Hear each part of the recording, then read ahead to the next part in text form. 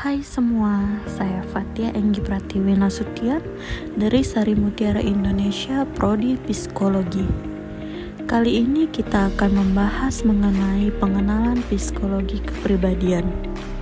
Mari kita sama-sama belajar mengenai pengenalan psikologi kepribadian. Yang pertama yang kita akan membahas mengenai pengantar psikologi kepribadian. Kepribadian adalah pola pikir, perasaan, dan perilaku unik setiap individu.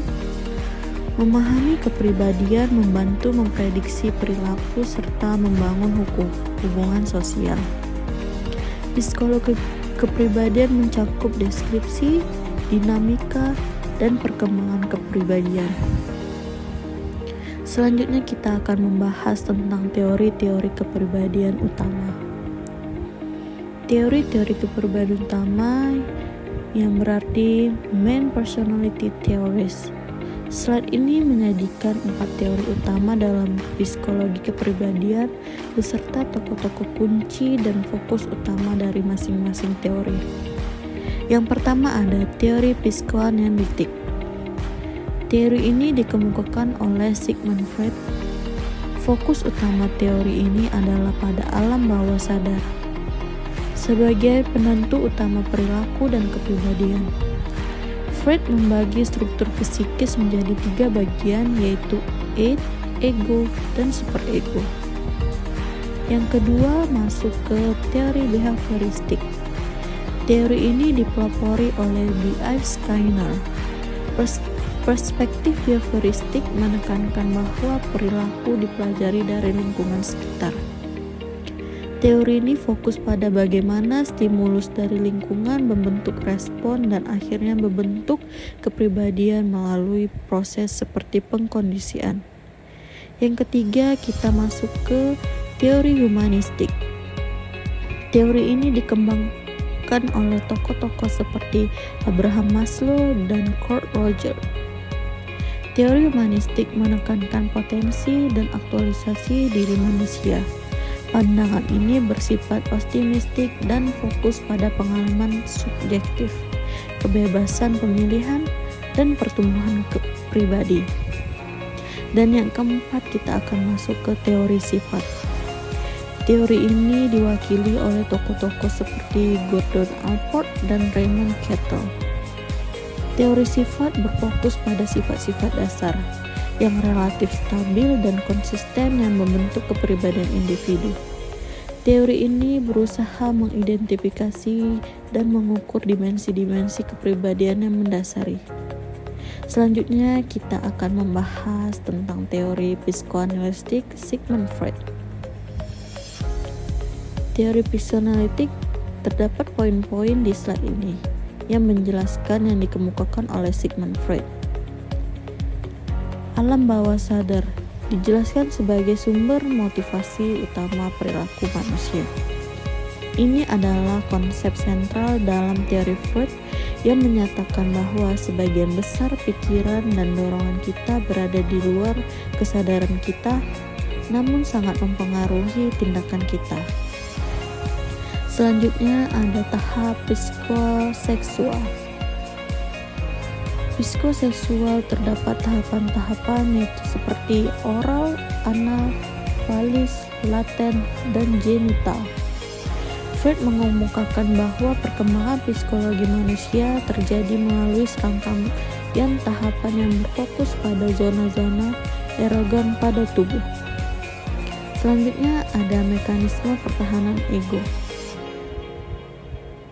Contohnya adalah seperti resesi, sublimasi, dan proyeksi sebagai strategi ego. Mekanisme pertahanan ego adalah strategi psikologi yang digunakan oleh individu untuk melindungi diri dari kecemasan dan konflik yang tidak menyenangkan. Selanjutnya, kita akan membahas mengenai teori behavioristik yang dikemukakan oleh B.F. Skinner. Teori behavioristik yang dikemukakan oleh B.F. Skinner menjelaskan terdapat 3 poin. Yang pertama, pengaruh lingkungan. Dijelaskan bahwa lingkungan membentuk para perilaku individu. Ini merupakan gagasan sentral dalam behavioristik Skinner, yang menekankan bahwa perilaku dipelajari dari lingkungan melalui interaksi. Yang kedua, menjelaskan pengkondisian. Diterangkan bahwa pengkondisian terjadi melalui stimulus respon, melalui penguatan dan hukuman. Skinner terkenal dengan konsep pengkondisian operan, di mana konsekuensi dari suatu perilaku akan mempengaruhi kemungkinan perilaku tersebut diulangi di masa depan. Dan yang terakhir, menjelaskan perilaku terbentuk. Dinyatakan bahwa kepribadian terdiri dari respon yang dipelajari. Ini mengimplementasikan bahwa menurut Skinner, tidak ada sifat bawaan yang mendasari kepribadian, melainkan seluruhnya dibentuk oleh pengalaman dan pembelajaran dari lingkungan.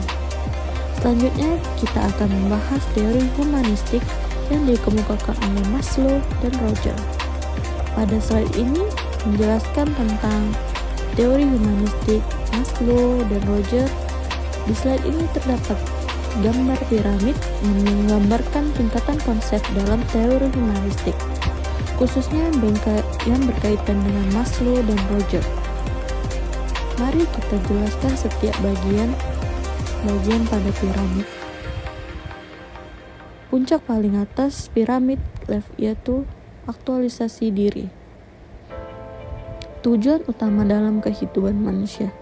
Ini merujuk pada konsep puncak dalam hierarki kebutuhan Maslow. Aktualisasi diri adalah proses individu untuk mencapai potensi penuh mereka, menjadi apa yang mereka mampu. Ini melibatkan pertumbuhan pribadi, kreativitas, penerimaan diri, dan penemuan diri. Roger juga menekankan pentingnya individu untuk bergerak menuju aktualisasi diri sebagai dorongan utama dalam hidup. Dan di level tengah piramid yaitu hierarki kebutuhan. Contohnya seperti fisiologi, keamanan, cinta, harga diri, aktualisasi. Bagian ini secara eksplisit menyebutkan hierarki kebutuhan Maslow. Hierarki ini menyatakan bahwa manusia termotivasi untuk memenuhi kebutuhan dasar terlebih dahulu sebelum beralih ke kebutuhan yang lebih tinggi. Urutan kebutuhan tersebut ialah kebutuhan psikologi, yaitu kebutuhan dasar untuk bertahan hidup seperti makan, minum, tidur, dan bernapas. Dan selanjutnya kebutuhan keamanan, yaitu seperti kebutuhan akan rasa aman, stabilitas, perlindungan dari bahaya, dan keteraturan. Selanjutnya kebutuhan cinta dan kepemilikan, yaitu kebutuhan akan hubungan yang hangat, persahabatan, keintiman, dan rasa diterima oleh kelompok. Dan juga ada kebutuhan harga diri, yaitu kebutuhan akan penghargaan diri sendiri dan orang lain, rasa percaya diri, kompetensi, dan pencapaian. Kebutuhan aktualisasi diri, yaitu kebutuhan untuk mewujudkan potensi dari diri sepenuhnya. Dan selanjutnya ada di paling dasar sebuah piramidnya, yaitu konsep diri. Menerima tanpa syarat penting untuk pertumbuhan. Bagian dasar ini mengarah pada konsep inti dalam teori Kurt Roger, yaitu penerimaan positif tanpa syarat.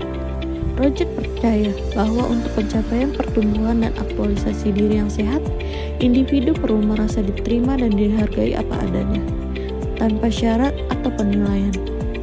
Ketika seseorang menerima penerimaan positif tanpa syarat, mereka lebih mungkin untuk mengembangkan konsep diri yang positif dan realistis, yang menjadi landasan penting untuk perkembangan psikologi yang sehat.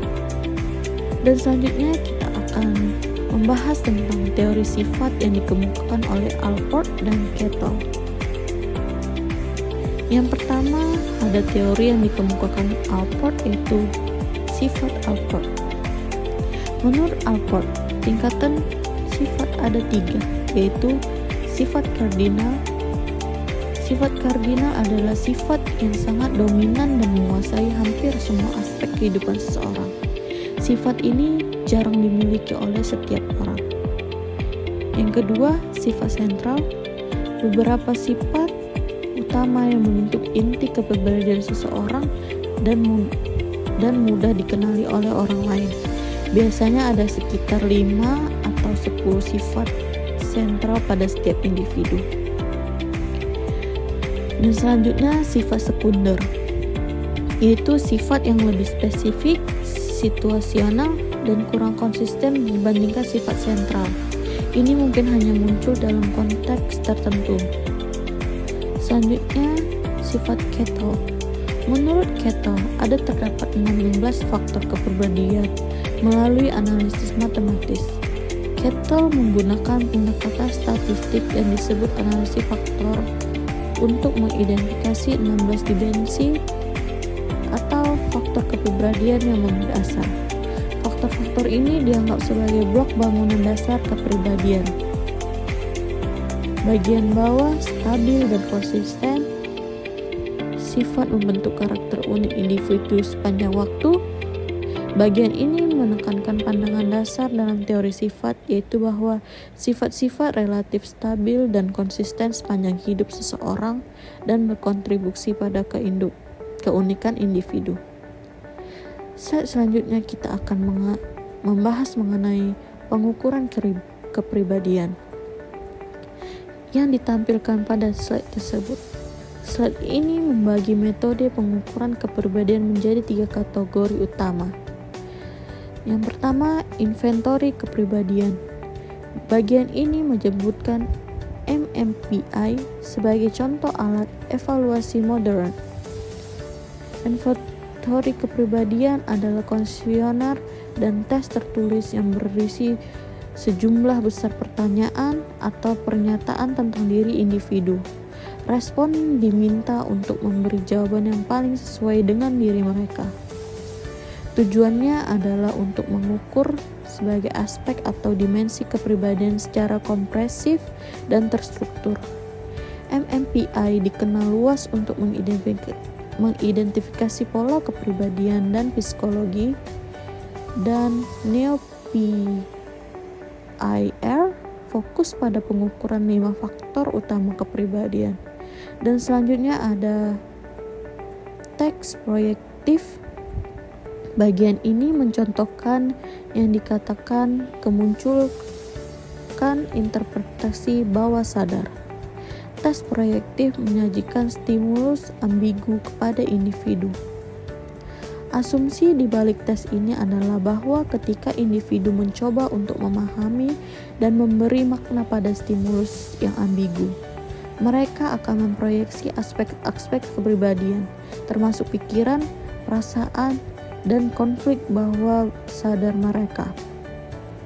Interpretasi jawaban atau cerita yang diberikan oleh individu kemudian dianalisis oleh seorang ahli untuk mendapat pemahaman yang lebih dalam tentang kepribadian mereka. Dan selanjutnya ada observasi perilaku. Bagian ini menyebutkan studi kasus dan penilaian situasi langsung sebagai metode observasi perilaku. Observasi perilaku melibatkan pengamatan langsung terhadap tindakan dan reaksi individu dalam situasi tertentu. Studi kasus ini analisis mendalam tentang seorang individu atau kelompok kecil. Seringkali melibatkan pengumpulan data dari berbagai sumber termasuk observasi, wawancara, dan catatan. Penilaian situasi langsung melibatkan pengamatan perilaku individu dalam konteks alami atau dalam situasi yang dirancang khusus untuk memicu perilaku tertentu. Tujuannya adalah untuk menilai bagaimana individu bertindak dalam situasi nyata. Secara keseluruhan, pada slide ini memberikan gambaran ringkas tentang 3 pendekatan utama dalam pengukuran kepribadian. Masing-masing pendekatan memiliki kelebihan dan keterbatasan sendiri, dan seringkali psikolog menggunakan kombinasi dari berbagai metode ini untuk mendapatkan pemahaman yang lebih holistik tentang kepribadian seseorang. Dan kita akan masuk ke slide terakhir. Kita akan membahas mengenai aplikasi psikologi kepribadian. Di sebelah kanan slide terdapat poin-poin yang menjelaskan berbagai aplikasi atau kegunaan dari psikologi kepribadian. Yang pertama, self-understanding atau pemahaman diri. Icon seorang individu. Ini menunjukkan bahwa psikologi kepribadian membantu individu untuk lebih memahami diri mereka sendiri terhadap kekuatan, kelemahan, preferensi, dan bagaimana mereka berinteraksi dengan dunia. Yang kedua, konseling dan terapi. Ikon dua tangan berjabat. Ini mengidentifikasikan bahwa pemahaman tentang kepribadian penting dalam konteks konseling dan terapi untuk membantu individu mengatasi masalah psikologis dan meningkatkan kesejahteraan mental. Dan selanjutnya, seleksi dan pengembangan. Icon ini sebuah tas kerja. Ini menyoroti peran psikologi kepribadian dalam proses seleksi karyawan dan pengembangan sumber daya manusia di organisasi. Memahami kepribadian dapat membantu dalam menempatkan orang yang tepat pada posisi yang tepat dan merancang program pengembangan yang efektif. Selanjutnya ada pemasaran efektif. Ikon pengeras suara. Ini menunjukkan bahwa prinsip-prinsip psikologi kepribadian dapat diterapkan dalam strategi pemasaran yang lebih memahami target audiens dan menciptakan pesan yang lebih persuasif. Di bagian bawah slide terdapat kalimat psikologi kepribadian penting untuk pengembangan pribadi, tim, dan bisnis, yang berarti personality psychology is important for personal, team, and business development. Kalimat ini merangkum betapa luas dan signifikan aplikasi psikologi kepribadian dalam berbagai aspek kehidupan dan profesional. Secara keseluruhan, slide ini ingin menyampaikan bahwa pemahaman psikologi kepribadian memiliki manfaat yang luas, mulai dari pengembangan diri dan hubungan interpersonal hingga keberhasilan dalam tim dan bisnis.